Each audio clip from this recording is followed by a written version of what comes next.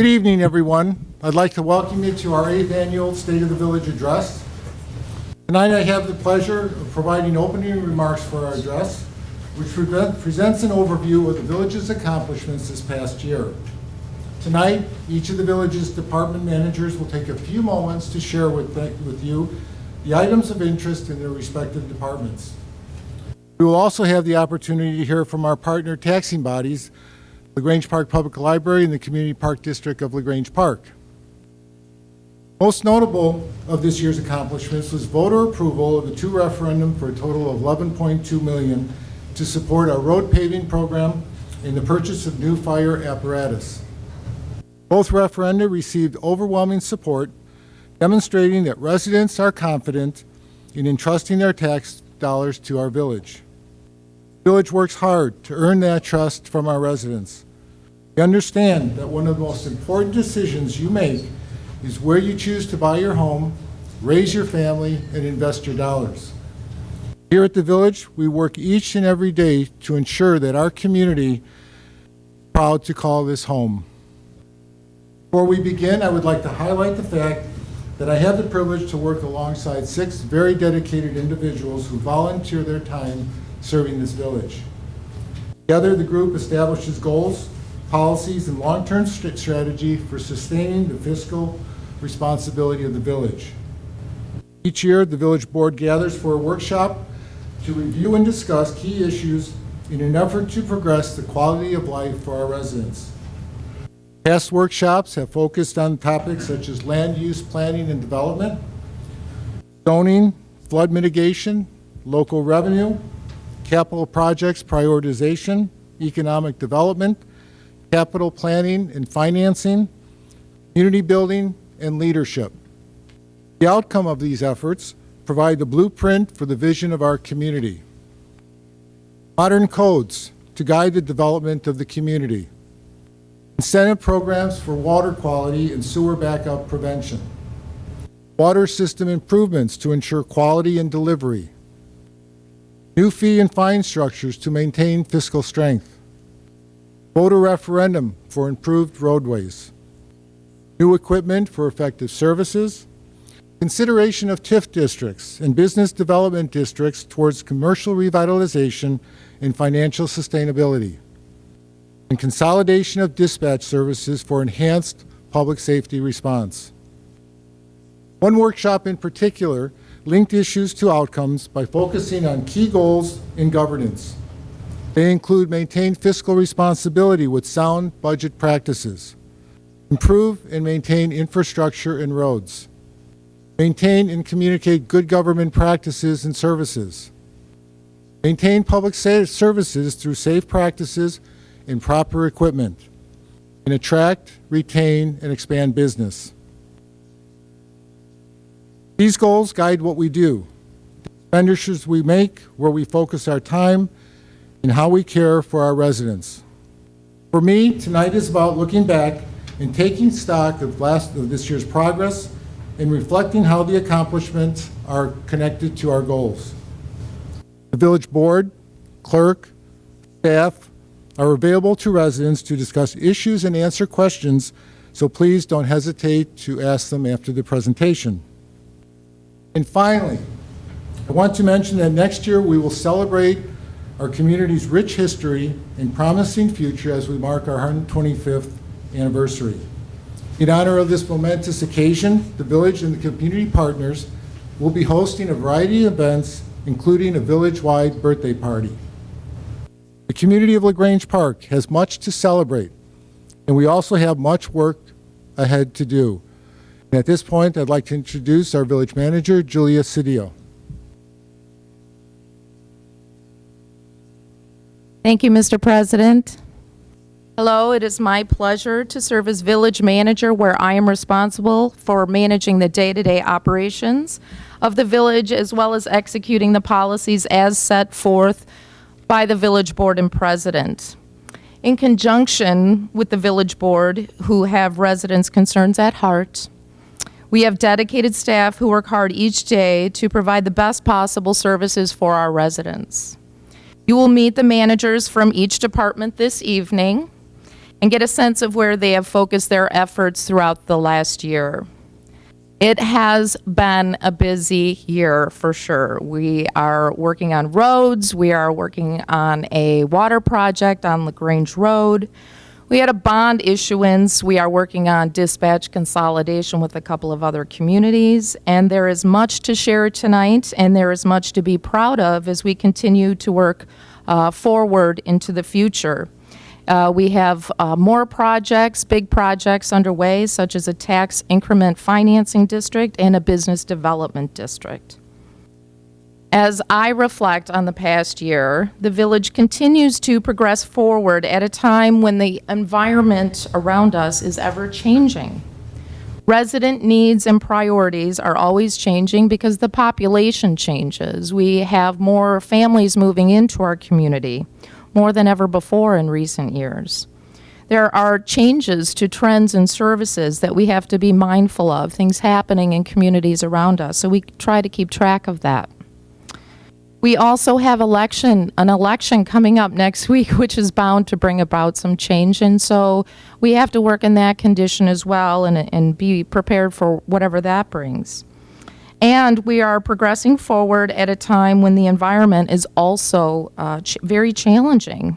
It is, we have to deal with and have to work within slow economic growth conditions and new state and federal requirements and mandates. There seem to be more of those each year, and we work to make sure that we are working within the confines of the law and meeting the requirements that are passed along to us. And the state of Illinois as an environment has become particularly challenging. There is no real budget in place. The stopgap measure that we have now will expire at the end of December. Come January, if there is no budget in place, the distribution of state shared revenue for our community will be on pause, and this includes motor fuel tax revenue for our roads. This includes 911 funding for our dispatch services, and the use tax that we have that we place into our general fund for services. As such, because of this challenge that is before us, we have to be proactive in planning. And we urge residents to contact their legislators in order to encourage them to reappropriate these funds when the stopgap measure concludes at the end of the year. So even while we have these challenges, we do forge ahead. And I think we are able to do so because we have dedicated and supportive leadership. This includes the village president and the village board. And really this includes the village presidents and the presidents and the boards from all of our community partners, the Community Park District and the Library District. We also have committed organizations. The village organization itself is very committed, has committed employees. There are committed organizations throughout the community, such as the Lions Club, pillars within our community. There's a number of them, and our other taxing bodies. And we have a very engaged community. That would include our residents and our volunteers. And each of these folks are all very enthusiastic about maintaining a high quality of life for the community in LaGrange Park. Everything that we do, and it's important that we take stock of this, everything that we do as a village starts with residents in mind. And this includes feedback from our residents. So we're talking with them, we're engaging with them, and we get feedback here at Village Hall. Each of the departments does. And this feedback that we receive from residents helps form a vision, and the village board and president work to articulate the vision for the community, as President DeCipio explained earlier. It is then staff's role to help to achieve it. On a day-to-day basis, this includes executing and enforcing the policies and programs as determined by the board, assisting in the development of policies by providing options and recommendations to the board, working together on strategic planning, service delivery accountability, team building in terms of commitment to customer service for our residents, training and capacity for our employees so that they can meet residents' needs, and the communication of information to our residents, elected officials, employees, other taxing bodies, legislators, and anyone who will listen. It's all about marketing, doing good things and telling people about it, getting the message out. This is what we are doing. Altogether, we have our work cut out for us, and you'll hear all about the work that our village and the other taxing bodies are doing this evening. But while the work is challenging, it is work for which we are all very passionate about, everyone involved. The village is a full-service local government providing services through 6 operational departments: administration, finance, building, public works, fire, and police. We have 46 full-time employees and more than 80 part-time employees, many of whom are paid on-call firefighters and residents in our community. We also have a part-time elected village clerk, Amanda Seidel, whose duties are prescribed by state law and who is also the keeper of the corporate seal as well as the village records.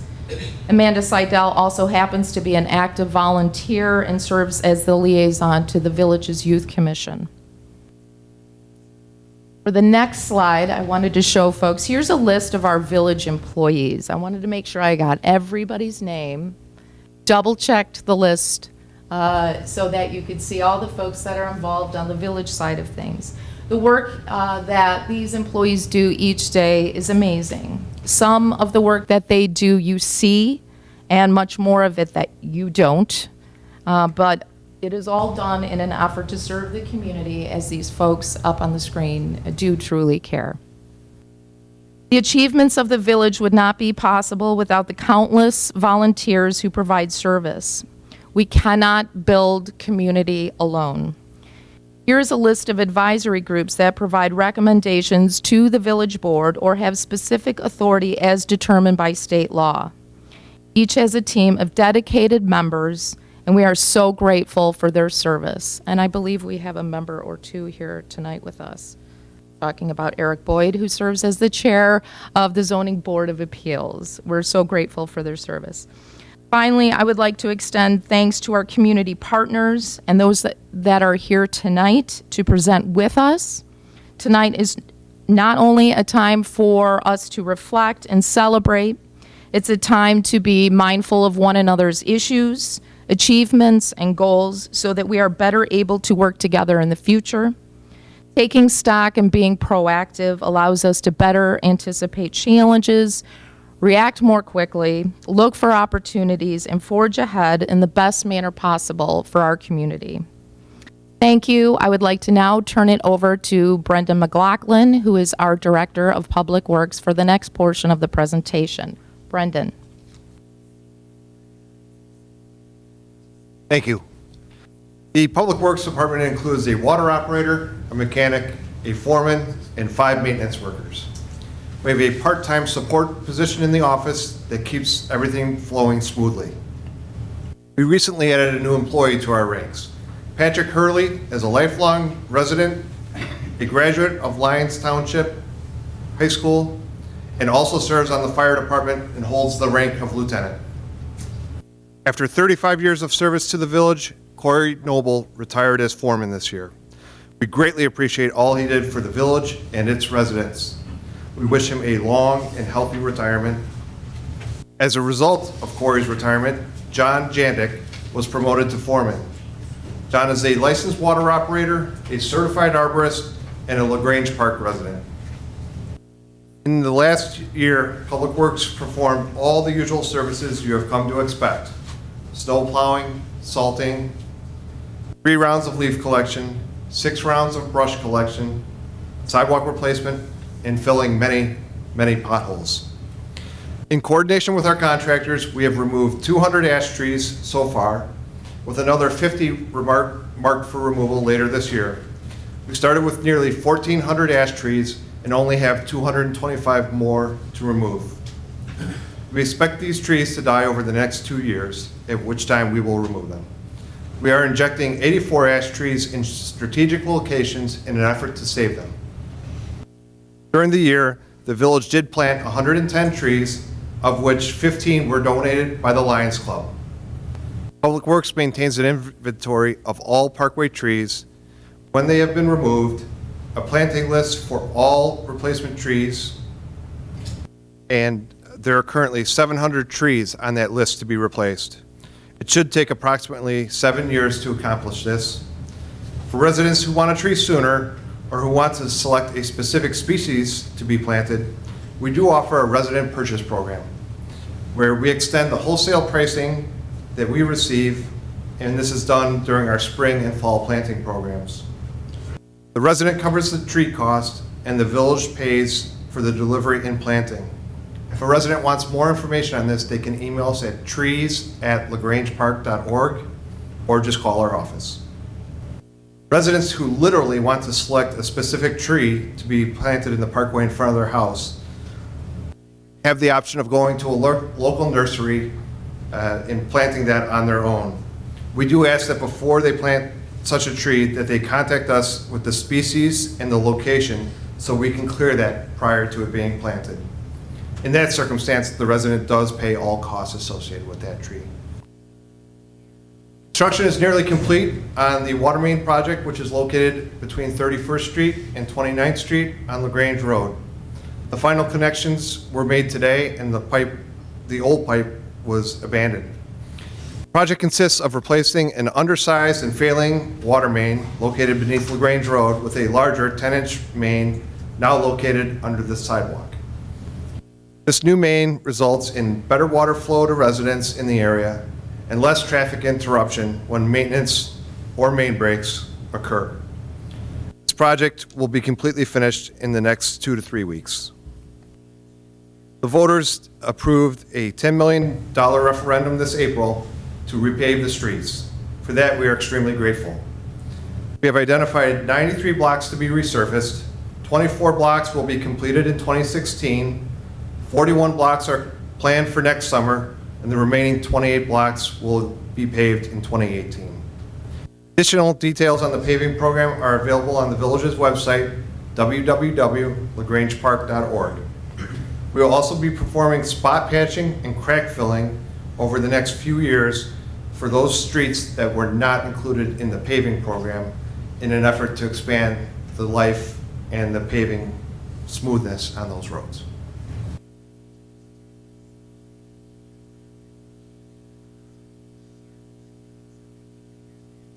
Hello and welcome.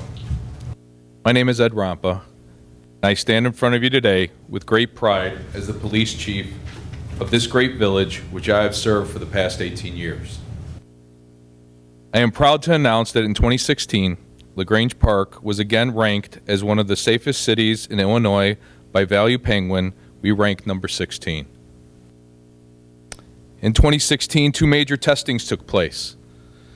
Testings for the position of sergeant for the final list was completed, with OIC Fran Morocco finishing in the top spot. Testing for police officer final listing was also completed, and the top 2 finalists on the list were hired by the village in October. Probationary officer Tim Gerlos is presently attending the Cook County Sheriff Department Training Academy. Probationary officer Frank Slabneck has already started his field training.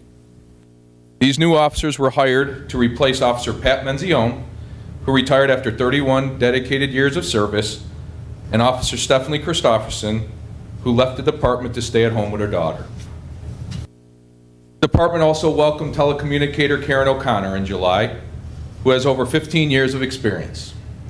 Her hiring was a result of the retirement of telecommunicator Ralph Zaccarello earlier this year. The village also hired a new auxiliary officer, Nick Spurgash, who presently will assist with daily operations and special event coverage. Community policing continues to be a major focus of the police department, and we strive to maintain open lines of communication with the community in all that we do each and every day.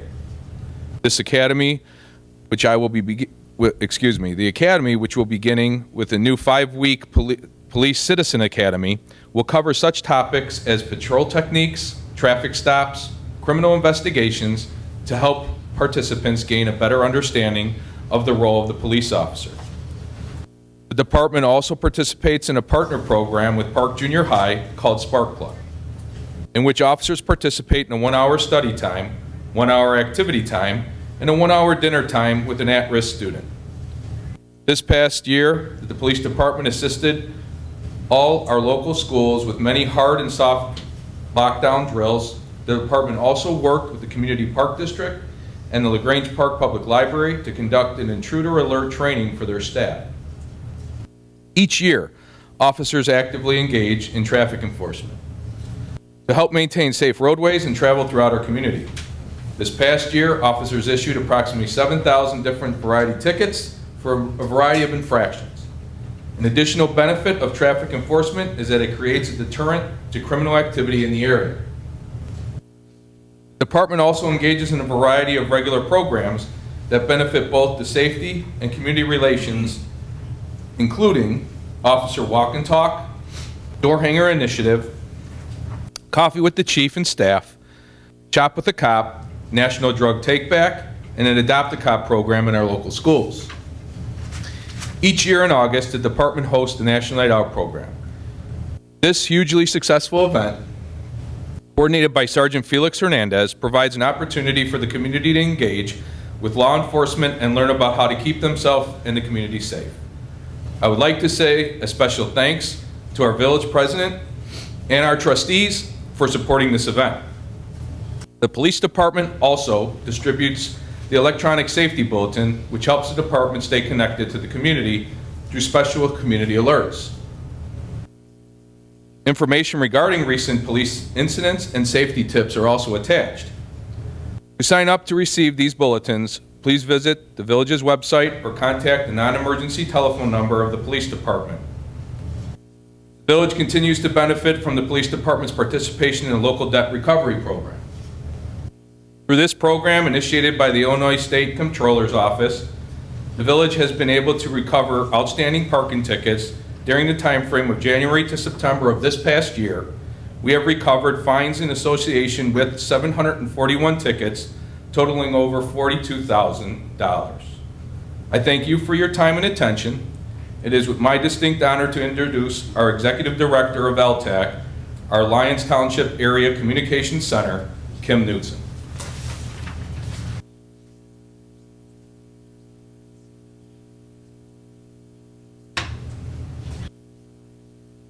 Thank you, Chief Rampa. It is my pleasure to be here this evening to provide you with an update of the progress that has been made in regards to the Lyons Township Area Communications Center, also known as LTAC. LTAC is the new state-of-the-art consolidated dispatch center being created by the Village of LaGrange Park, LaGrange, and Western Springs. The center will engage in 24-hour emergency dispatch services for police, fire, and EMS.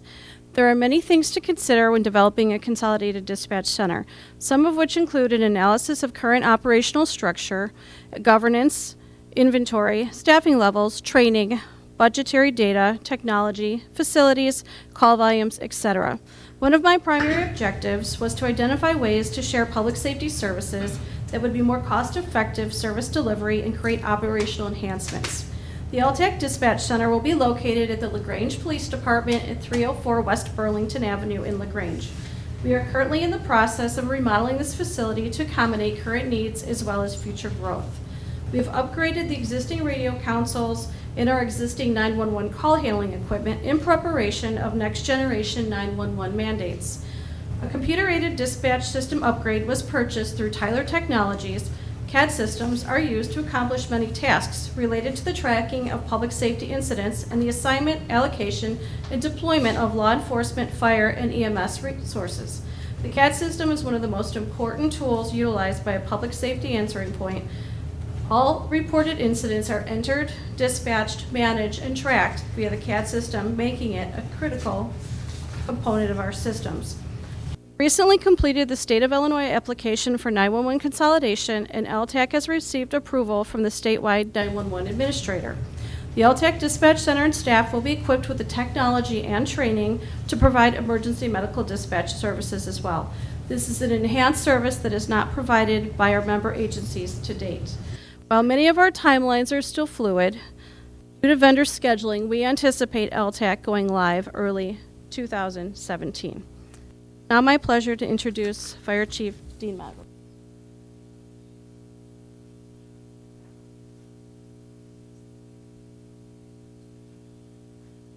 Thank you, Director Knudsen.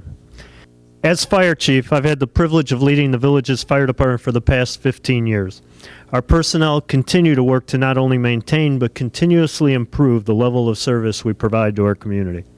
As most of you know, our fire department continues to operate using a combination of full-time contract paramedic firefighters and mostly dedicated part-time paid-on-call personnel. Each of our individual employees are vital to the services our department provides.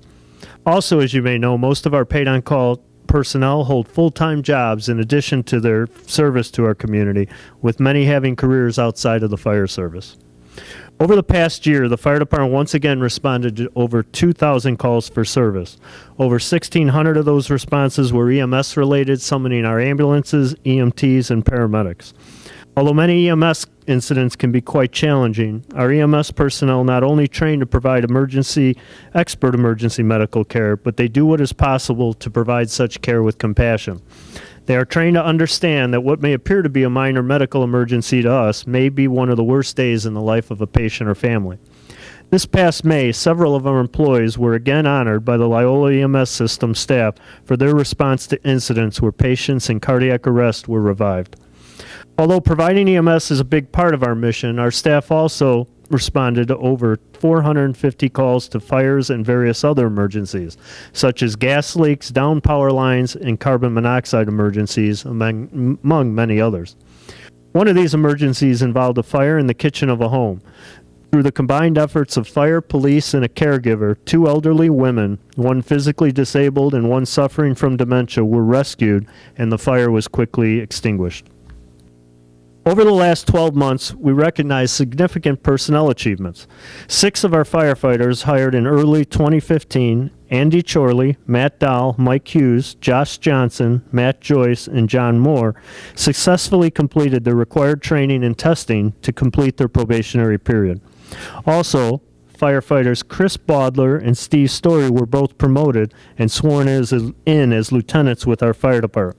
We congratulate all of them in those accomplishments. Over the past several months, thanks to the gracious support of residents in approving this past April's referendum for emergency vehicles, fire department personnel have been preparing to purchase a new advanced life support ambulance and a new Quint aerial ladder truck. Personnel have been meeting with various vendors and in some cases manufacturers to evaluate the types of vehicles and options available.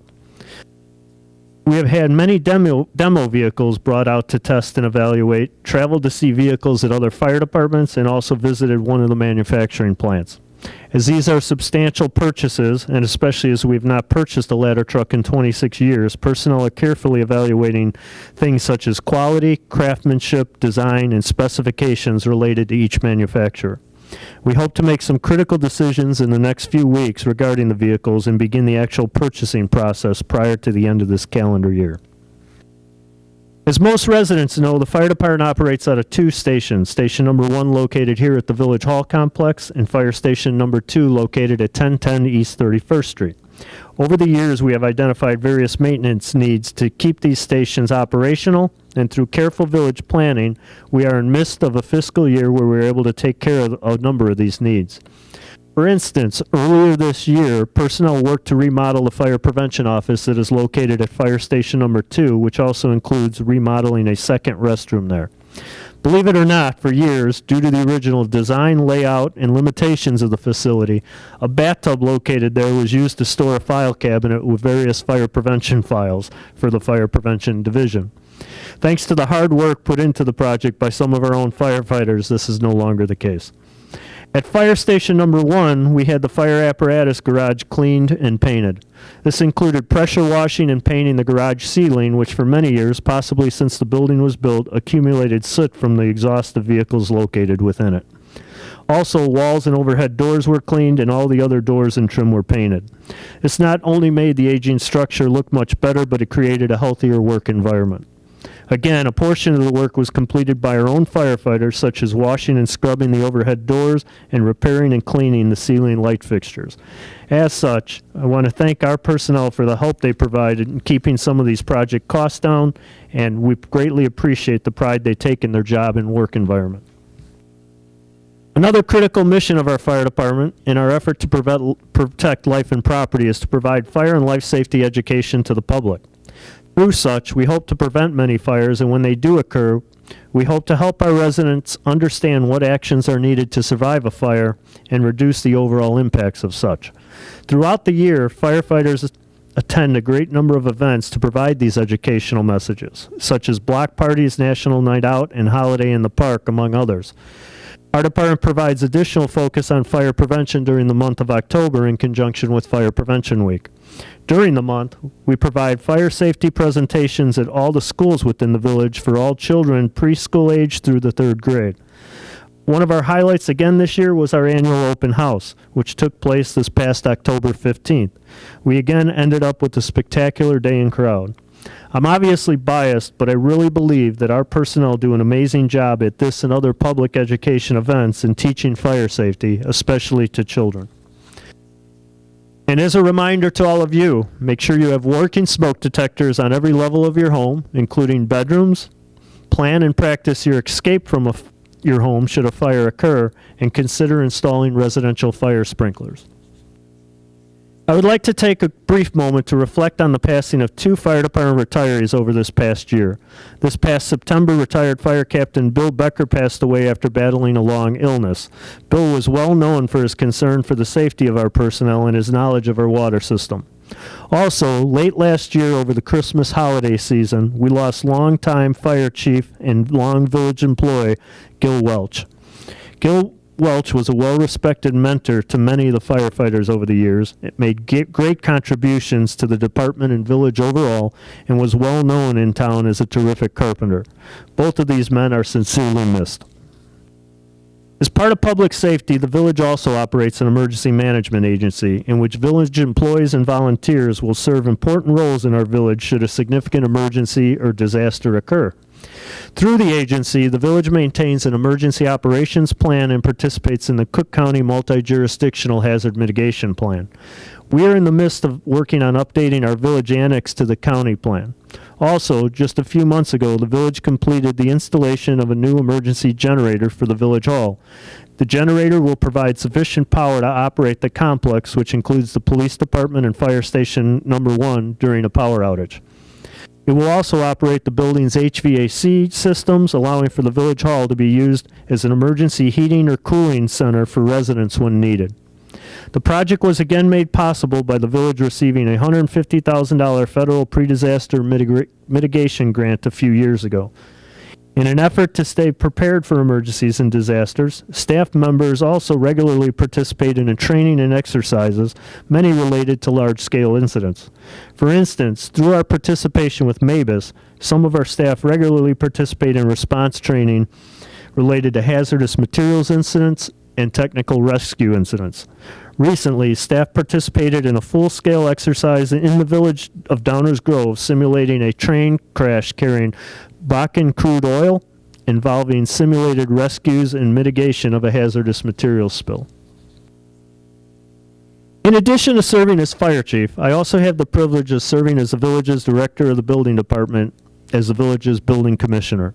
We continue to operate the building department using a combination of contract services, village employees who share their hours with the finance department, and 1 full-time employee in the building department.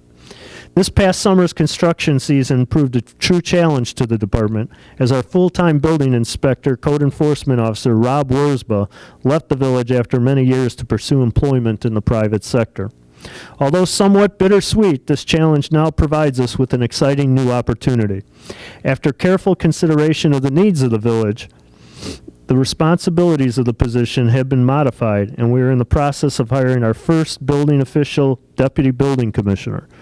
Although we had a number of very qualified candidates, John LeBoug, who brings with him many years of municipal building inspection experience, will begin employment with the village later this month. We welcome him aboard and look forward to his service.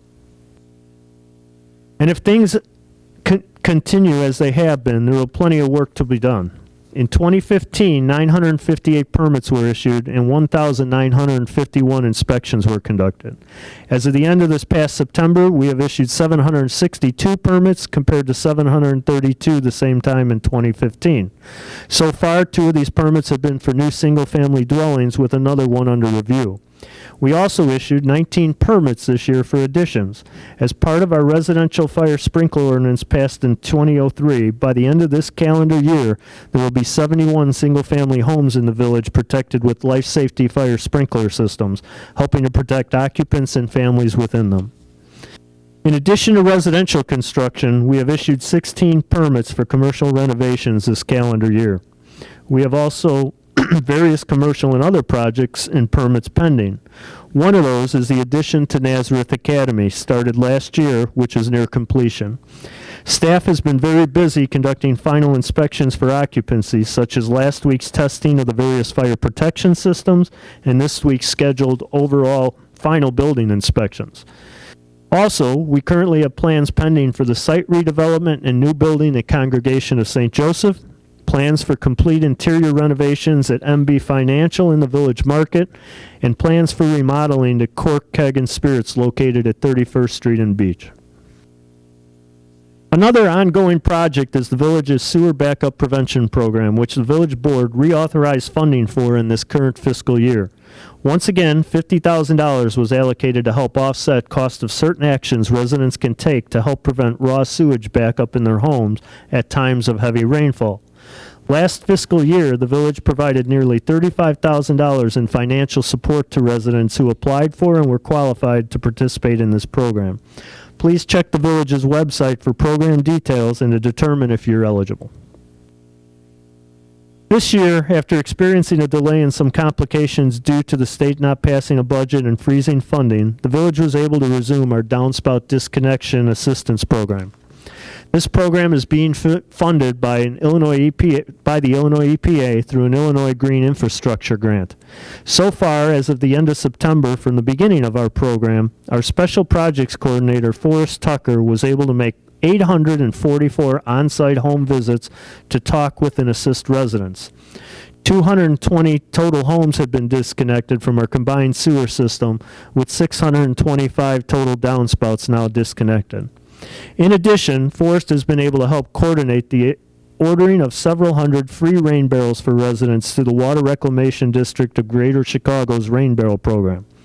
Unfortunately, we've been notified this program will be ending at the end of this calendar year.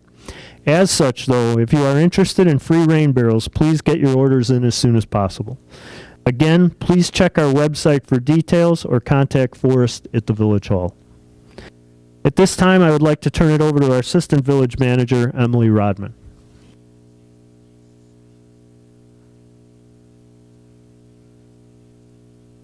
Good evening. In my role here at the village, I have the pleasure of serving as the village's liaison to the business community and working with the village's Commercial Revitalization Committee, or CRC, to enhance the village's economic development efforts. Led by trustee Jim Kucera, the CRC has been hard at work implementing the Commercial Revitalization Plan, which was adopted in 2013. One of the key reinvestment tools identified in the plan is the use of tax increment financing, or TIF, as a means of supporting reinvestment and spurring redevelopment in the community. Over the past year, the village has worked with SB Friedman Development Advisors to complete a TIF feasibility study, which evaluated all of the commercial and industrial areas in the village. Based on the results of the study, the village board chose to proceed with implementation of TIF districts in two areas of the Village Market and the 31st Street Barnsdale corridor. The implementation process is currently underway, and the village is accepting comments on the draft eligibility report and redevelopment project area plans for both TIFs. On January 10th, 2017, a public hearing will be held to accept further comment on the plans, and the village board anticipates adopting the TIFs soon thereafter. In 2017, the village will also consider the implementation of business development districts in order to provide additional opportunity for reinvestment in our commercial areas. More information on business development districts is forthcoming and can also be found on the village's website. The village currently has over 100 businesses, including banks, retail stores, restaurants, professional and medical offices, and warehousing facilities. As in past years, the village experienced some changes in its business landscape. This year, the village welcomed some new businesses, including the Dinner Club in the Village Market, Brannick Clinic of Natural Medicine on 31st Street, California Auto Repair on the Grange Road, and Design by Diane, which is coming soon to 31st Street. Oasis Women's Fitness and Spa, located in the Village Market, also recently changed their name to Active Souls. The Village is excited to announce that the owners of Cork Kagan Spirits at 1000 East 31st Street, formerly Angel Spirits, will be opening their doors this month. Cork Kagan Spirits will offer a wide variety of wines, craft beers, and liquors with an upscale shopping experience. Stop in, check out the brand new store, and stock your beverage cooler for the upcoming holidays. The Village is also pleased to announce that Crown Trophy, currently located in Westchester, will be opening their doors at East 31st Street in January of next year. Crown Trophy offers an array of personalized gifts, including frames, plaques, medals, and trophies. The strength of our local business community depends in large part on the businesses themselves. The LaGrange Park Chamber, led by President Sherry Sauer and its board of directors, continues to grow its membership and to expand its presence in the community. The Chamber provides an excellent opportunity for our businesses to become involved in the community and to grow their business at the same time. Each year, the Chamber hosts a variety of business-friendly and family-friendly events, including the Haunted Trolley Trick or Treat, which was held this past Friday and brought hundreds of children and their families to the Village. The Chamber also hosts the annual Holiday in the Park event held each December at the Community Park District Recreation Center.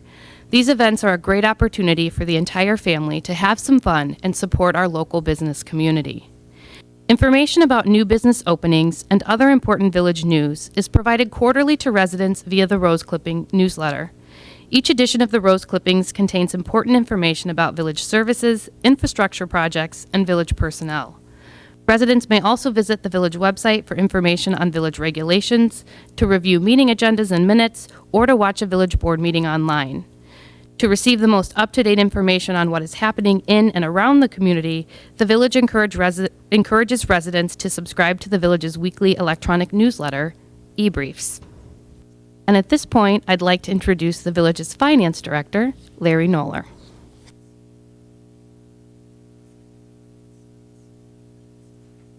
Thank you, Emily.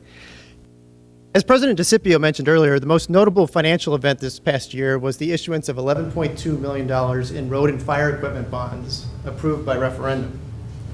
Prior to the bond sale, Standard & Poor's affirmed their rating of the Village as AA+, which is just one notch below the highest possible score of AAA. Because of this strong credit rating and a historically low interest rate market, the Village was able to issue bonds at a net interest cost of 1.97% over 10 years. Village's general fund entered our 2016 fiscal year in a stronger financial position than was originally budgeted. The Village received additional permit revenue from home and commercial projects and higher shared revenues from the state, and all departments kept their costs under budget. There were also continued financial challenges. Telecom taxes, a major revenue source for the Village, continued a long-term downward trend. In addition, there were efforts at the state level to reduce municipal revenues.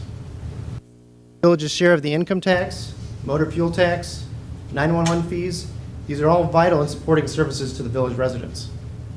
Due to the state's continuing budget issues, the motor fuel tax, 911 fees, and other payments due to the Village from the state were on hold for several months this year. Fortunately, the Village has a policy to ensure that it maintains sufficient cash reserves. Therefore, Village services were able to continue uninterrupted. Current year, the expenditure budget for all funds is $19 million, including about $4.7 million in spending from bond proceeds for road projects and the purchase of a fire truck and an ambulance. Also included in this year's budget is the use of $350,000 in general fund cash reserves for the LTAC project. On a less numbered focus note, during the past year, the Finance Department welcomed Sandy Backledge to our team. Sandy is a resident of LaGrange Park and now works at the front desk as a fiscal assistant. At this point, I would like to turn the presentation back over to President DeCipio, who will introduce our fellow taxing class. Thank you, Larry. Our Village has a long history of working very closely with our partner taxing bodies, the Community Park District of LaGrange Park and the LaGrange Park Public Library. This year, we are blessed to have with us representatives from those organizations who will share with us their current and future initiatives. I'd like to introduce the President of the Community Park Board, Karen Boyd, followed by the Executive Director of the Grange Park Library, Kate Buxton. President Boyd.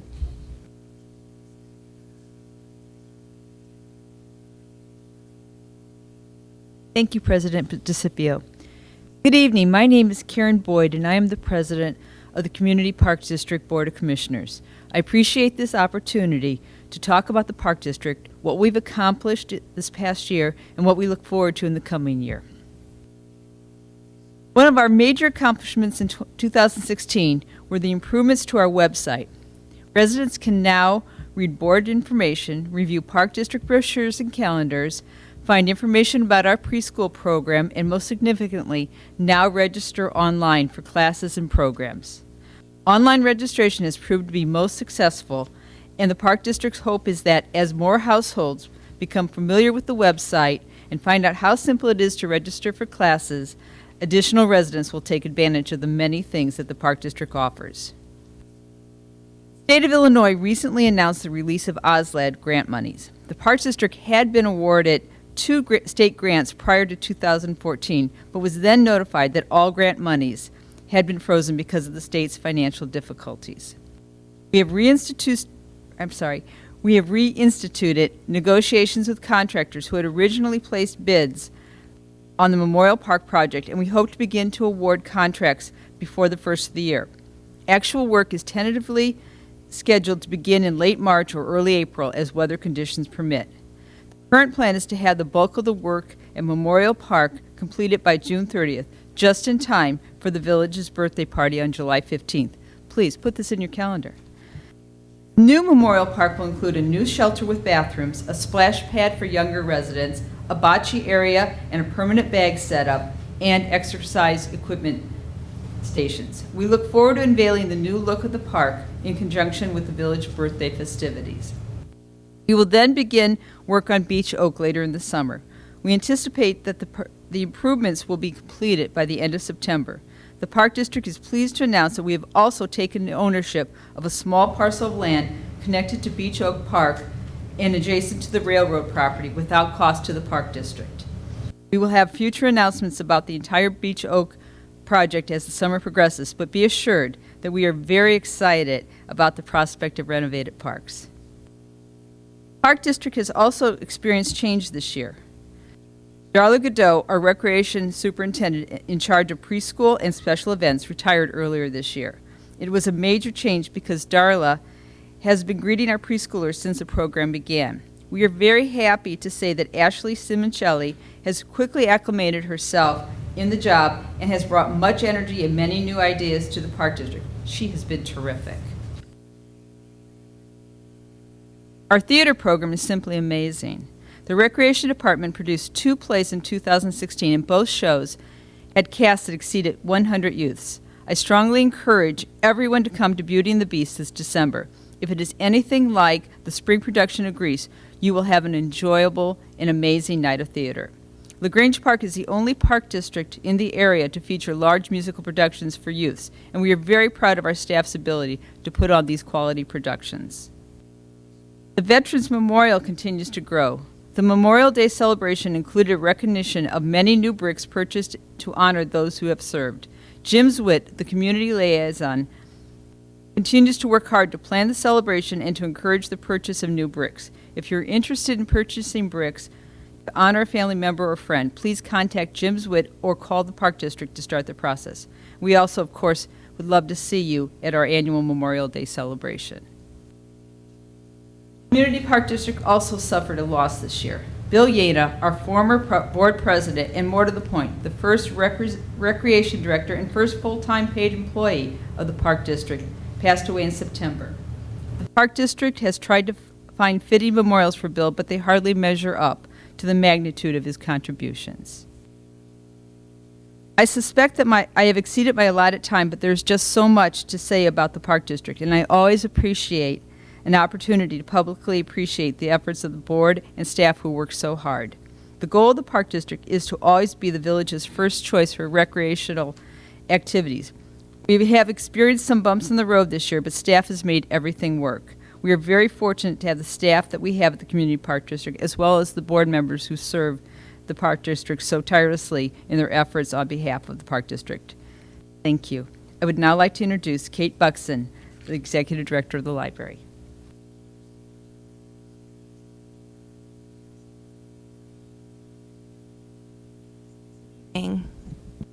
Thank you for the opportunity to speak with you tonight with an update about our library. My name is Kate Buxton, and I've been the Executive Director of the Grange Park Public Library for just over a year now. It has been a phenomenal year in many ways, and I would first like to thank our residents who have made use of this valuable resource in our community. I speak on behalf of the entire library staff when I say that it is a joy to serve LaGrange Park residents. I would also like to thank the 7 trustees who have volunteered their time and talents to governing the library this past year. Their support has allowed us to grow by leaps and bounds in 2016, and for that we are truly grateful. I would like to highlight a few key updates regarding what the library has accomplished in the past year. Looking at our beautiful library building, you might not notice some of the structural issues that are occurring. Our building is now nearing 30 years old, and we are noticing deterioration of primarily our east wall and our roof. Water has begun to infiltrate the walls, and the library is determining the best course of action to remedy the problem. We hired an architect in the spring who created a master plan for us. And this included repairs to structural damage, as well as consideration of interior service points and layout, and a capital outlay to determine estimated lifespan of major equipment and mechanical systems. With the completion of the master plan, the Board of Trustees will consider funding options and hopefully begin construction in the coming year. The library is proud to announce we have completed a new strategic plan for service to our community. This plan was created with input from residents and village leaders while considering demographics, usage reports, and nationwide library trends. Our 4 priorities for the coming years include people-oriented service, a focus on our physical facility as a community center, strengthening outreach and partnerships, and an exploration of new technology. Residents can view a copy of the approved plan by visiting the library website. We are currently in the middle of a large-scale project to add self-checkout machines to our building. This is done to help maintain the community's investment in library materials by adding security tags to each item that gets checked out. We also hope to improve the speed and efficiency of checking out for those who frequently have to wait in line. And we look forward to offering a checkout option in our children's department, which will make library visits hopefully much smoother for parents of little ones. The library also completed a rebranding project, which included updating our logo and releasing a new layout for our quarterly print newsletter. Signs in the building have also been updated for better readability and navigation. I want to take a moment to thank those who have given above and beyond with monetary gifts in the past year. Due to the generous donations of several residents, we were able to purchase new ADA accessible furniture for our patio area. Visitors can now enjoy lunch on our patio with a view of beautiful Memorial Park. Another donation made it possible to purchase updated shelving that displays our newest and most popular materials. I would also like to highlight some of our usage increases in 2016. Most notably, we saw a huge jump in circulation of library materials, which posted a 26% increase over last year. We also saw an increase in program attendance as more of you joined us for cultural, educational, and entertaining events. Our summer reading club continues to break records with more kids joining and an ever-increasing amount of minutes being read. This commitment to children's education, even during the summer months, serves them well when they return to school in the fall, having taken time to read. We are also very proud of the fact that nearly 75% of LaGrange Park residents have a library card. This truly shows the dedication you all have to supporting the library as an institution of lifelong learning. And now, a few comments regarding the library's finances. As you can see from the graph, the library's revenue and expenditures have remained relatively flat over the last several years. Just this past year, our revenues were up slightly due to some unexpected and generous donations. You will notice that our revenue always slightly exceeds our expenditures, which allows the library to put a small amount of money away to pay for portions of larger projects, such as the upcoming building repairs that were mentioned. Speaking of increased revenues, the library board is committed to exploring new ideas for revenue growth. Aside from increasing local taxes, this includes reconsidering our current fee structure and adding revenue-generating services such as passport renewals. The library board plans to host a fundraiser in 2017 in the hopes of raising additional funds, so stay tuned for more information about upcoming events. And I will mention one final time, the donations we receive give us the ability to provide services and resources that would not have been possible otherwise. This past year, over $27,000 was donated to the library, and of that, over $12,000 was from our volunteer-run Friends of the Library group. We are so thankful for their sacrifice and the additional funds which help enrich the lives of our residents through outstanding programs and events. We are here to serve the residents of LaGrange Park, and we hope that you will make use of our beautiful building, our friendly and knowledgeable staff, and our collection of over 100,000 circulating items. We welcome you to connect with us in any number of ways, in person, through email, through social media, or give us a call. Thank you for your time.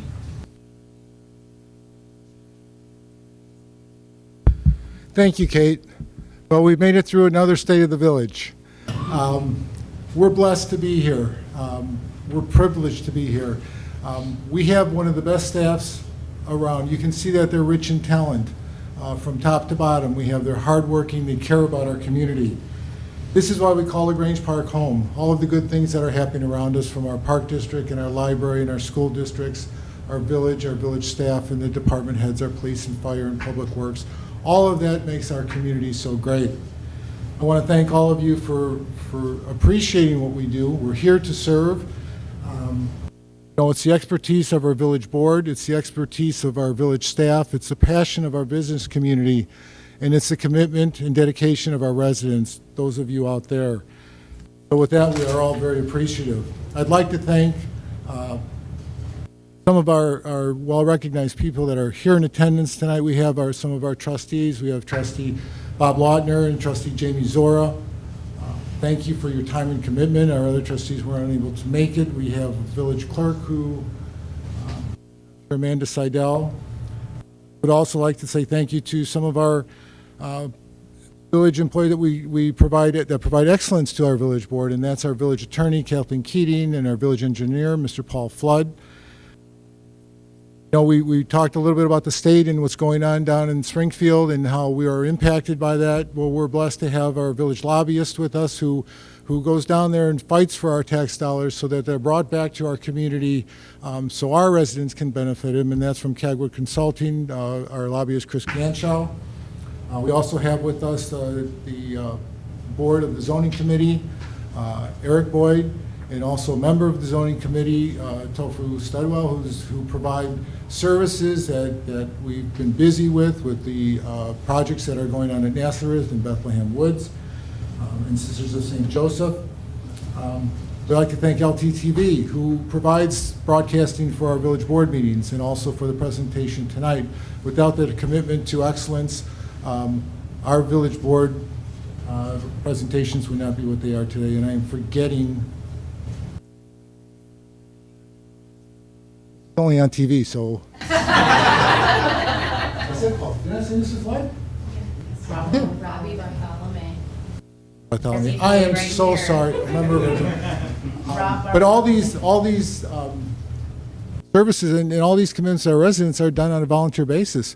Our village board, they're all volunteer, and they put in many, many hours, as do all the members of our various committees that run our great village. So again, thank you LTT for broadcasting.